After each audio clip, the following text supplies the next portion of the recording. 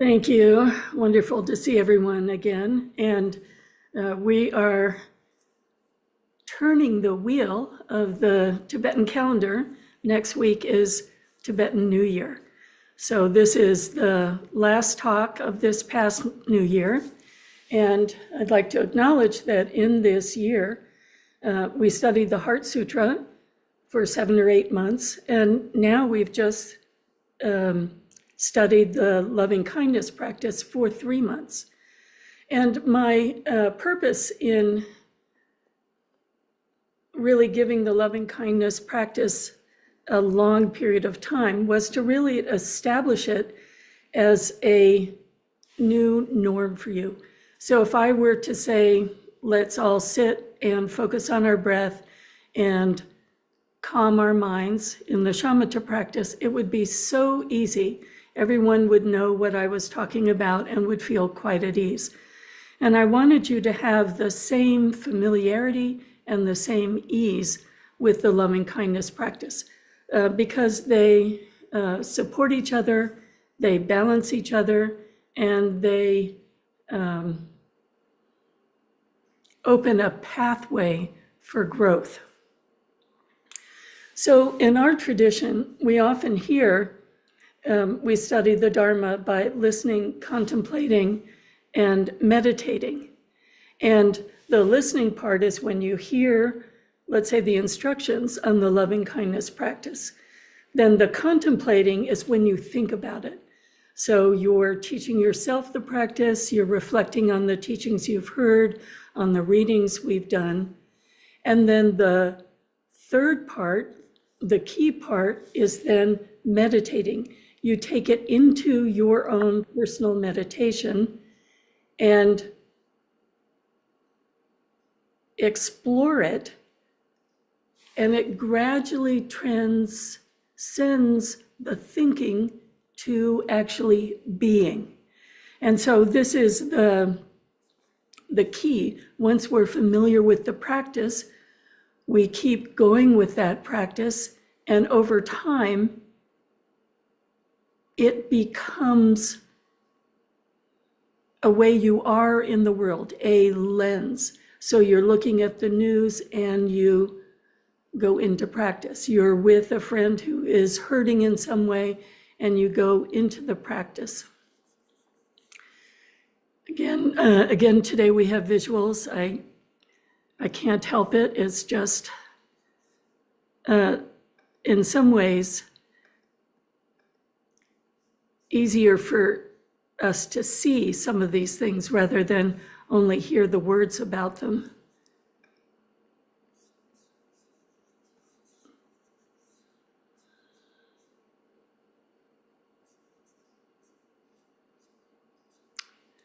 And I'm trying to put this into the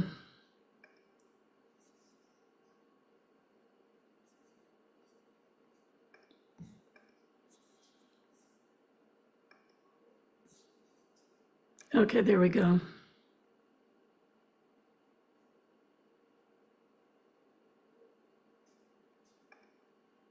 All right, there you have the full slide. So, as you know, as we've been working with this loving kindness practice, we have been establishing ourselves in the mindset of what true loving kindness is as a heart-mind state.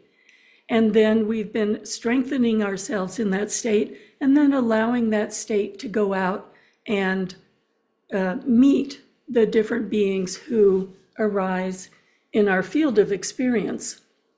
And we start out on the meditation cushion, and eventually as we become the practice, it's how we interact with people, how we interact with the world. And underlying this practice is the view of Buddha nature. So I think Peggy was remarking last week that when we're introduced to the potential of having a vast capacity, it's such a surprise. And we often feel as though other people can do that, great beings can do that, but maybe not me. And that's so common as we're stepping into the practice. But the underlying principle that we're working with is that we all have the seed of Buddha nature. And that seed of Buddha nature, it's the same in our greatest meditation masters, the Dalai Lama, and here we have His Holiness Jetsun Rinpoche, and ourselves. It's exactly the same. Our potential and the potential of those magnificent beings who are able to embody loving kindness, same potential.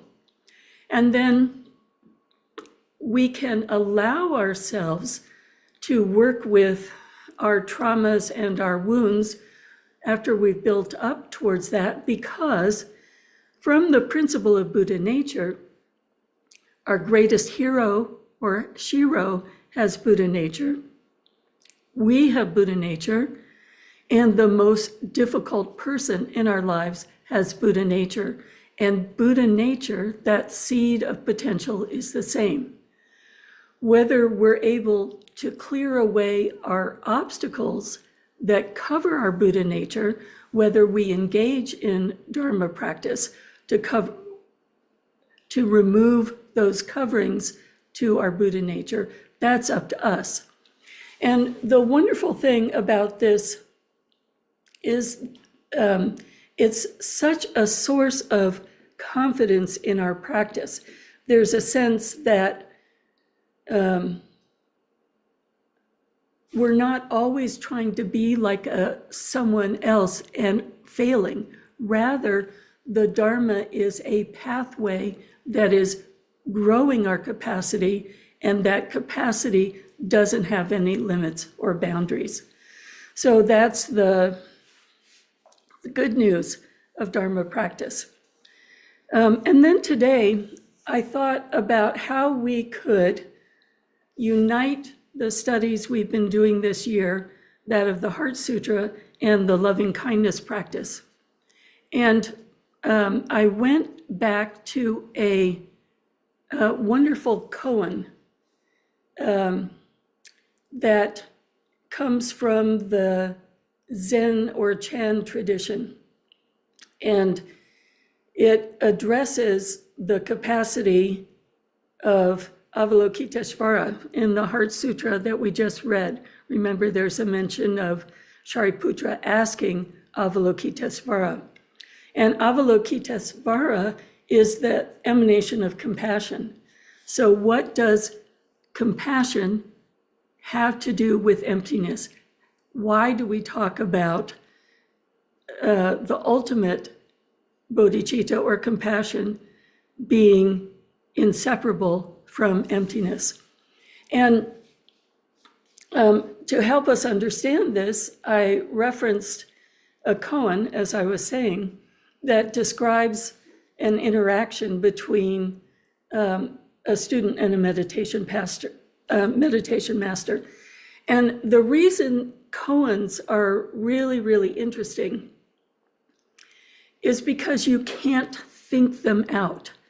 In the Tibetan tradition, we have lots of mind training practices and intellectual practices that approach emptiness. But in the koan tradition, they were saying, okay, to make that leap from intellectual understanding to being, we have to essentially break our minds. We have to free ourselves from that quality of mind that always wants to understand conceptually and figure things out. So I'm going to put the koan on the screen, and we'll look at that koan together, and then we'll go into the practice, bringing it home. Oh, I should say, in the Chan tradition, the actual meditation practice is shamatha, as we've been doing, that moves into greater degrees of understanding that we might call Dzogchen or Mahamudra. But the practice is the same practice that we are familiar with. And then post-meditation, the practice is reflecting on these koans that can't be solved by our intellect. Let's see if I can find it.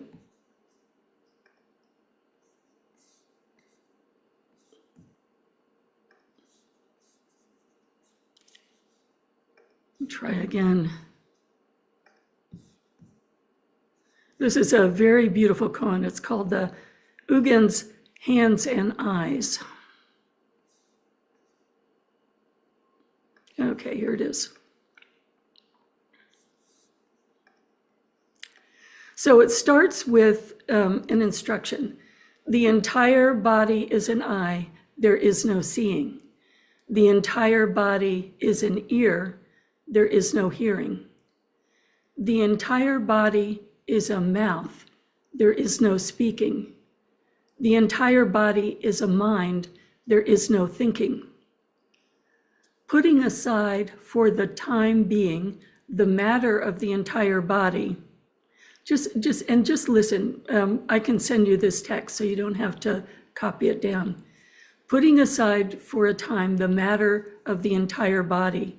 If you suddenly do not have eyes, how do you see? If you do not have ears, how do you hear? If you do not have a mouth, how do you speak? If you do not have a mind, how do you think? If you are able here to produce a single way, you practice together with the ancient Buddhas. Leaving aside matters of practice, just tell me, who will you practice under? Now comes the interchange with the student and the master. Ungen asked Dogo, what does the Bodhisattva of great compassion do with all his hands and eyes? So think about that depiction of Avalokitesvara with the 1,000 arms and the eye in the hand of each of those 1,000 arms. What does the Bodhisattva of great compassion do with all his hands and eyes? Dogo said, it's like a person groping for his pillow in the middle of the night. Ungen says, I understand. Dogo says, how do you understand? Ungen says, the whole body is hands and eyes. Dogo says, what you say is very well said. However, you only succeeded in saying 8 parts. Ungen said, how is it for you? Dogo says, throughout the body is hands and eyes. Whole body, that's it. Throughout the body, that's it. Although you may have brought something forth, it's still 100,000 miles removed. Beating its wings, the rock disappears, the clouds in 6 directions, driving the wind to blow away the water of the 4 seas. So the rock is a huge bird driving away the clouds. What is this dust that has suddenly appeared? Have those fine hairs not yet stopped? Don't you see how the jeweled net is let down to produce endless reflections? Where do the hands and eyes at the top of the stick come from?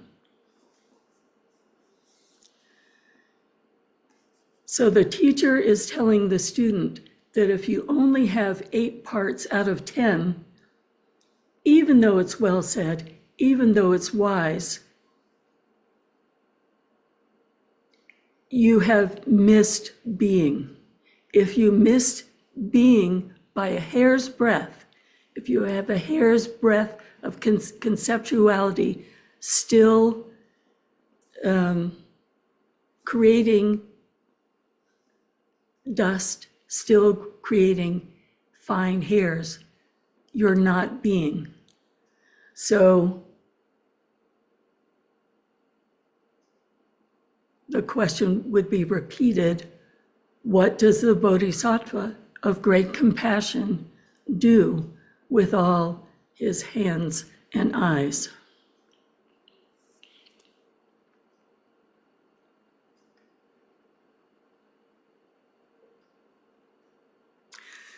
So remember, you can't figure this out with your mind. You're not meant to figure it out. The Koan tradition invites you to contemplate the story until all of a sudden conceptuality drops away because you can't figure it out with your intellect.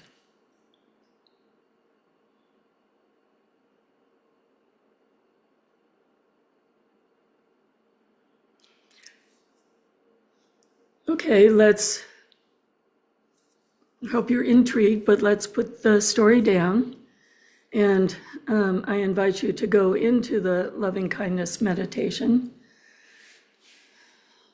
fortified with confidence that it's a path that you will traverse from the listening, contemplating, and being. And that you have the same capacity as any of the great masters. So each one in their own way. I'll just repeat the key directions of the practice. Sitting in a meditation posture, sitting in the posture of the Buddha with the right hand on the knee and the left hand in your lap, also smiling. You call to mind an experience of loving kindness and let that pervade your mind, your heart, your body. Focusing on what loving kindness feels like and letting the story drop away. You're invited to really sit with this until it is in your bones. The average time would be for 2 weeks, every day for 2 weeks, so that you really have that sense of the beingness of the felt sense of loving kindness. When that feels very strong, like a well that is full and gushing over, then you allow your imagination to also overflow and allow that overflow in your own way into your community. It can be your family meal table. It can be your community of friends, your town. We talked about last week that you're increasing to limitless, but you start with one person at a time. And your imagination will always provide you with people that are easy, people that are neutral, and people that are difficult. We don't have to worry about that. The nuance that comes from Lord Jigten Sumgun, the founder of the Drikang, is every time you feel that hesitation, that of fear arising or a narrowing, not quite unconditionally flowing, a little bit of waning, then you go back to the well, replenishing strength and confidence as well, and then allowing the spiral to begin again. My experience is that they're ever-changing people. You don't have to do it the same way twice. And then if you have, let's say, a day to practice and there's a difficult person, then we refer to all the different teachings on how you might work with that for a little longer period, just out of curiosity, looking at your internal obstacles to being open. And we always have the caveat that many people have experienced trauma in your life, and you can set aside the trauma until you're working with hand in hand, either a very good therapist or experienced meditator. You have choice always in how you're approaching this meditation. But let's enjoy the familiarity that you now have and the confidence that you have and how you're approaching this practice. And let's have about 10 minutes.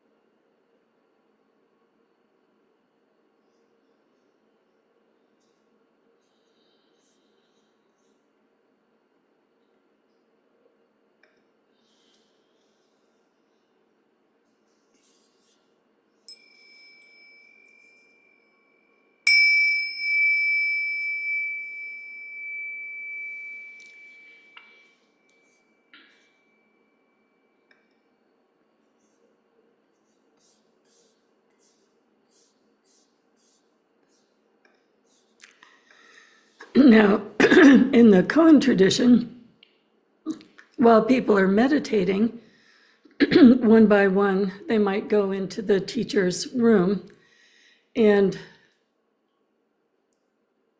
they might work with the same koan for a decade. And the back and forth with the teacher is like the story of Ungen and Dogo, in the sense that the teacher might ask a question and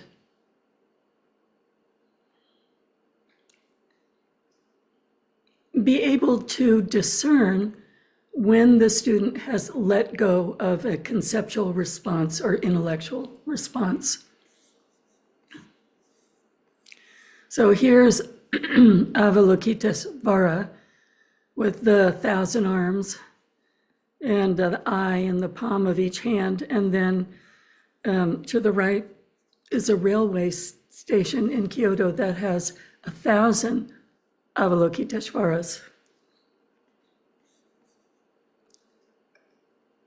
So just as you're sitting here fresh from meditation, I'll ask you about the interchange. What does the Bodhisattva of great compassion do with his hands and eyes? It's like a person groping for a pillow in the middle of the night. What is your first response after hearing it's like a person groping for his pillow in the middle of the night?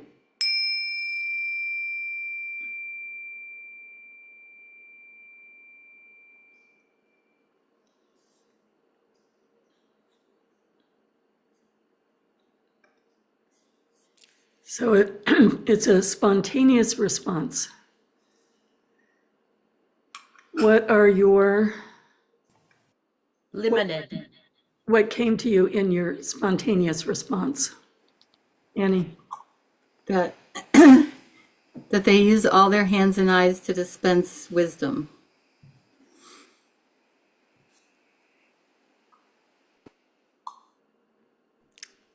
Other folks, just, there's no right or wrong. It's gradually using the story to move away from concepts. So just in the moment, what does Avalokitesvara do with all those hands and eyes? Jim? There is no one there.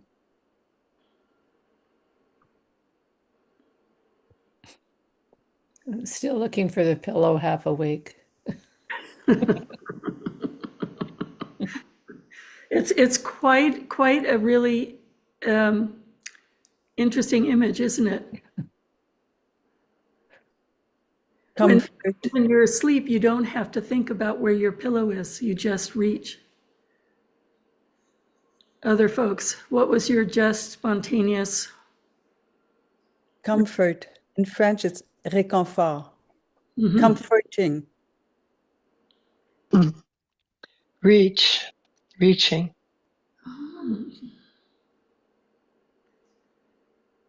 Again, no right, no wrong. And it's not a test. You don't have to answer.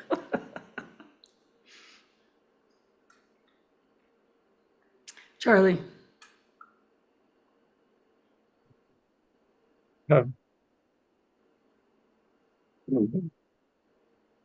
Not sure about spontaneity. This came to me in the middle of the night when I woke. She brightens the moonlight. There is no word that describes her embrace.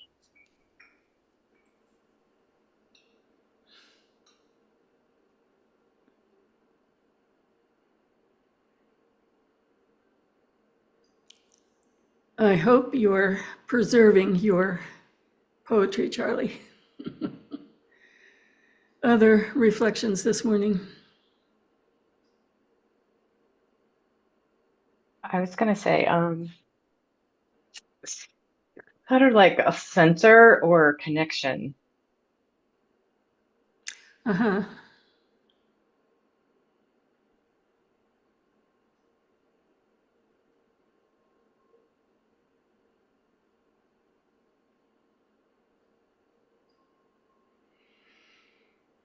I am going to give the full koan to Annie, and if you would just send it out to Sunday Dharma folks, Annie, I'll email it to you.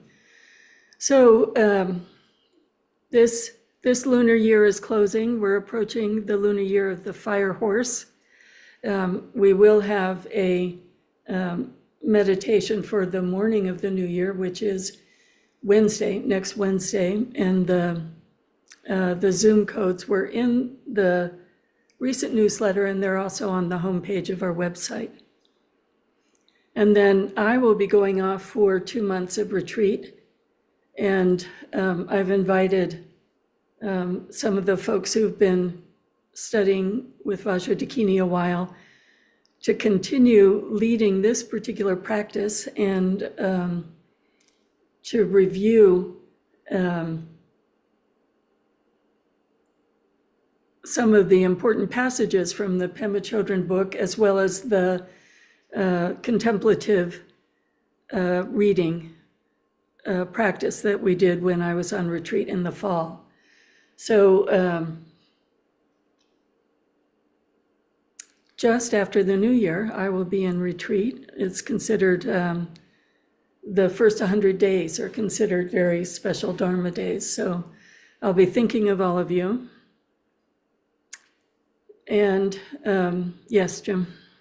Can you send via email the 16 breaths according to Garchen Rinpoche out to?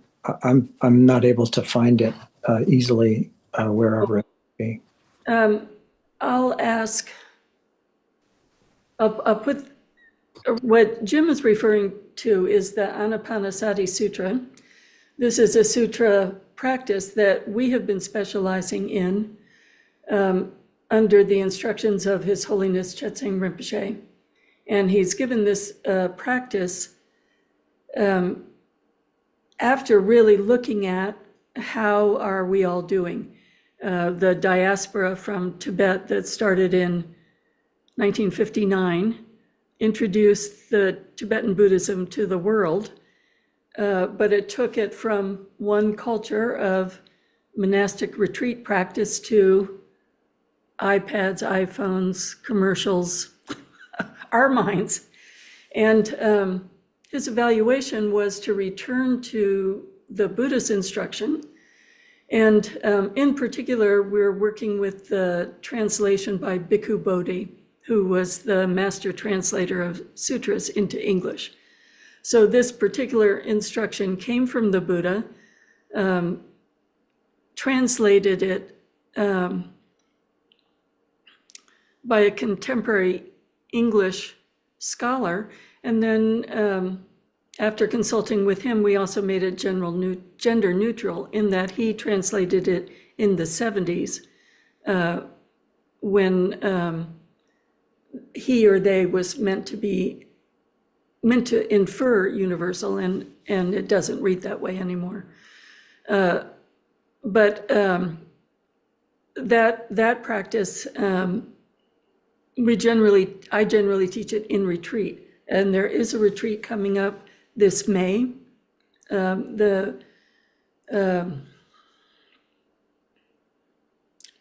24th to June 2nd.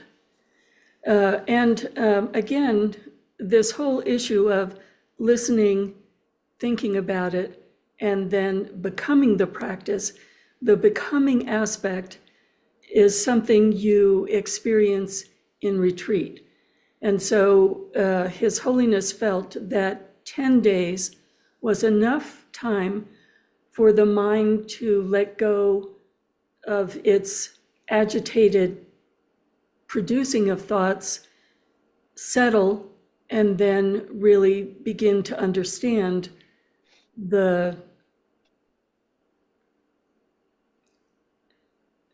foundation of mindfulness presented by the Buddha. That was his practice, really. It's really what all the monks and nuns were practicing, and what he taught directly, that over time were developed by different enlightened masters into, let's say, Chan Buddhism, Tibetan Buddhism, all the forms of Buddhism that we encounter now. So you do have the opportunity to come to that retreat, and that is also on the Vajra Dakini website. As a Sangha, we're practicing shamatha, and as you grow in your shamatha practice, it's a wonderful reference. And you remember that we spent almost a year and a half on the text written by Trungpa Rinpoche on shamatha practice.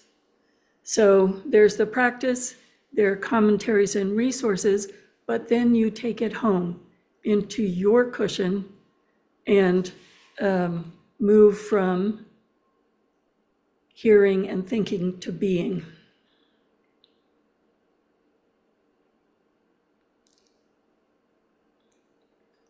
Other questions?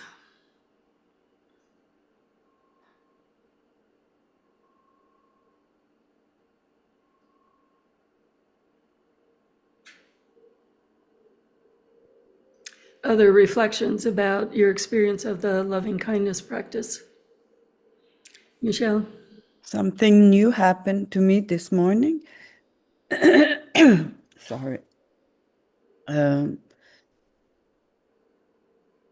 This image popped up that I had not received in my childhood, the loving kindness. And I saw my parents with their serious faces, but instantly the image transformed and became my parents having a smile. And this became the source. So the smile is the main tool. That's not the right word, but the main for me for the practice this morning. It was a gift. You know, in our complicated relationships, it really can be a very special gift. And it's interesting to me that another nuance of Lord Jigten Sumgun's instruction is to smile as we practice this practice, to intentionally smile and just experience the shift that that makes.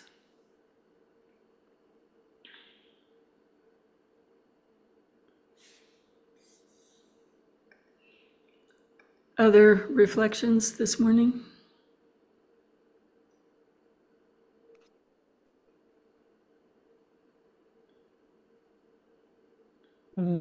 As I was sending bodhicitta to quite a few different people, an image arose of my daughter beside me with her hands open to receive. So that's a new one.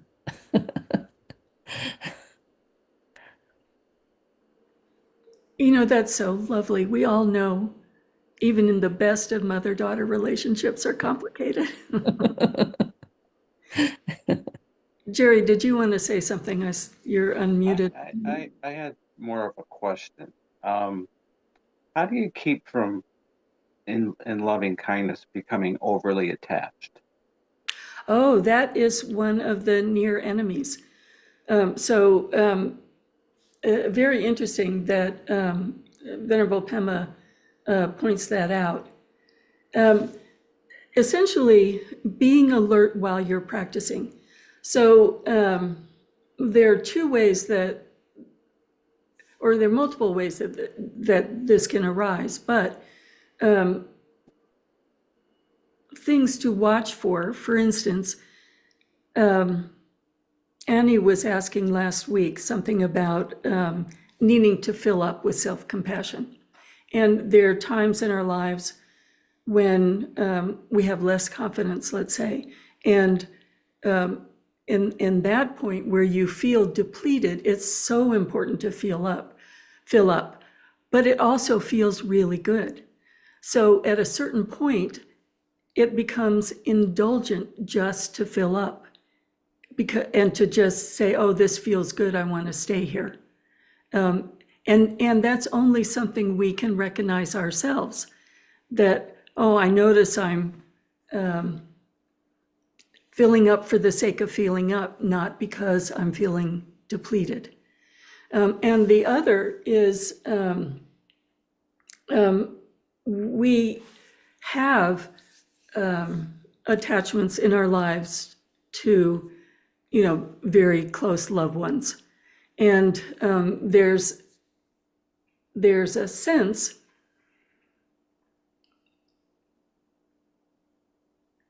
of understanding how this attachment isn't an obstacle, but a teaching. So let's say if I'm thinking of, someone I'm really close to, first of all, just allowing that ease of flow of the loving kindness and staying in that state of loving kindness. And essentially, we can say, oh, okay, this is my capacity. I can feel and show unconditional love relative to this person. And then it becomes useful because then if I were to switch to the grocery clerk, can I have the same degree of unconditional love? So instead of allowing the attachment to become a deeper and deeper attachment as practitioners, we say, okay, this is my capacity at this time. Can I, the difficult cousin, the grocery clerk, the stranger in the crowd, can I open with my full capacity to anyone I encounter? So it's attachment is an obstacle only if we allow ourselves to be stuck with the attached person, as opposed to using it as, oh, this is the depth, and how do I open that depth up to everyone that I encounter? Thank you. It looks like Ashanti put the 16 breaths in the chat. Jim, if you want to see that. I saw it and I copied it. Thank you very much. I appreciate that. Great. And every time I prepare for a retreat, I clean up the prayer book a little more. I find little errors, so I'll still send the current version that I've looked at very carefully. Okay, if you want to do the dedication prayers. Nancy. I just wanted to say and share that I've had the opportunity to do the retreat twice with Khenmo, and I found it really catapulted me forward. And I was very, very happy I was able to do that. And if you can at all find the intention to do it, please sign up. And I think there might be some partial scholarship possibly, so don't let that get in your ways. But if you have the inner motivation, I'd encourage you to sign up and let things fall into place that you could come. Thank you. I just want to say that about the retreat. I took the training with His Holiness, the teacher training 3 times. Just like this practice, there are no boundaries to our growth and development, and this is a particularly effective presentation that comes from the vastness of his mind to what is needed, particularly today. Okay, Annie, if you'd put the dedication up. Thanks.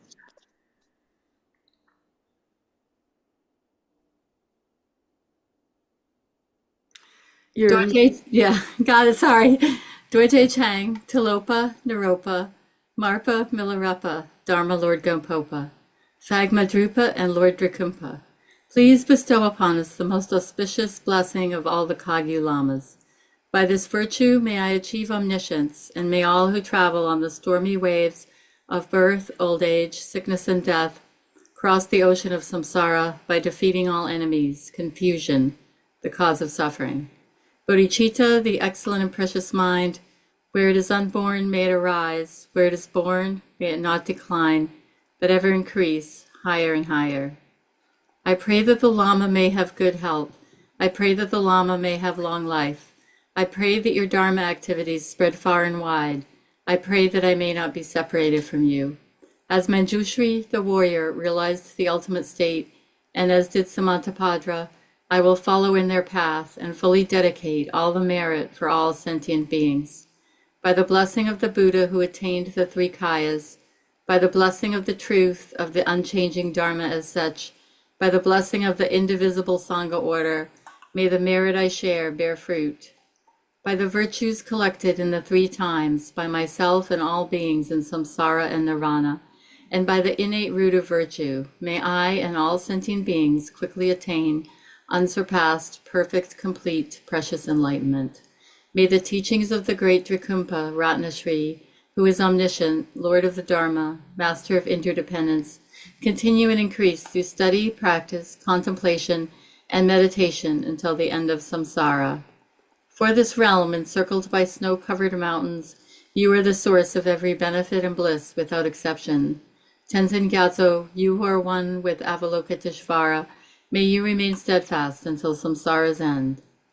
Embodiment of the three precious jewels, Padmapani, who holds the teachings of the victorious one, seeing the all-goodness meaning with the wisdom eye, may you who are spontaneously established activities live long for hundreds of kalpas. Noble Manjushri, the Lord of Speech, who manifests to hold the teachings of the Triple Gem, who raises the lamp of the sage's teachings, may you who are the light of the Dharma live long for hundreds of kalpas. The one known in the Holy Land as Aryadeva emanated into the Gar clan of eastern Tibet as Chidingpa, the heart son of Jigten Sumgan. May the life of glorious Garchen remain steadfast for 100 eons. Vajra Dakini Nunnery is located on the unceded land of the Wabanaki people, in a state that participated in the transatlantic slave trade. We recognize our own contributions to division and strife amongst people and harm to the planet through our words, actions, or indifference. Bodhicitta is ever near at hand, inspiring us to open fully with compassion. Listening to cries of suffering and seeing all who are struggling, we turn towards reconciliation with ourselves and with one another, especially those who obstruct us, knowing that humanity is one entire fabric. All our threads are needed to make life whole, healthy, and contented on Mother Earth. We are grateful for the gift of Sangha and for the bonds of Dharma exploration that unite us. May we generate compassion and peace as we go forth today, moving mindfully, harming none.